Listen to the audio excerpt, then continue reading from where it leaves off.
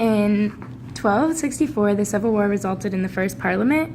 The first Prime Minister was in 1721, and this kind of happened because he took over the duties of king when the king traveled. And since then, the practice has continued.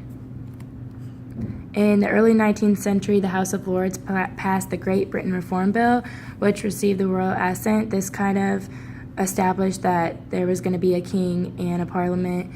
And in 1867, men were given the right to vote, but not all of them could vote until 1918. And in 1918, women over 30 could vote, but not all of them could vote until 1928, which would be the same age as men at that time.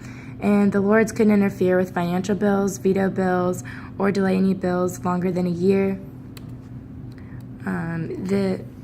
So the structure of the government, the Prime Minister leads the government with the support of cabinet and other ministers.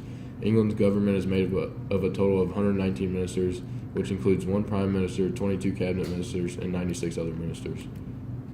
So the Prime Minister takes a lot of responsibility due to the fact that they are the head of the government. They are responsible for all policies and decisions. They oversee the operation of civil service and government agencies. They appoint members of the government, and they are the principal government figure in the House of Commons. The cabinet ministers are made up of senior members of the government. Each week they meet for Parliament and discuss the issues of the government. It is said that the number of cabinet positions has never really been set in stone due to the fact that the Prime Minister can reduce or add the number of positions to the cabinet. Today there are 22 members, and they are all head of their own departments. So the other ministers are underneath the cabinet ministers, and they basically oversee everything in those set departments for the cabinet ministers, and are ultimately responsible for their actions, successes, and failures in their departments. Okay, here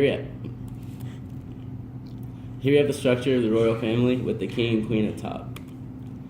And then basically the duties of the royal family, Queen Elizabeth is kind of like the most in charge, like the head and the queen, the king hold the most power. They basically take care of inner duties and outward duties, which is basically controlling the government in the country and whatnot.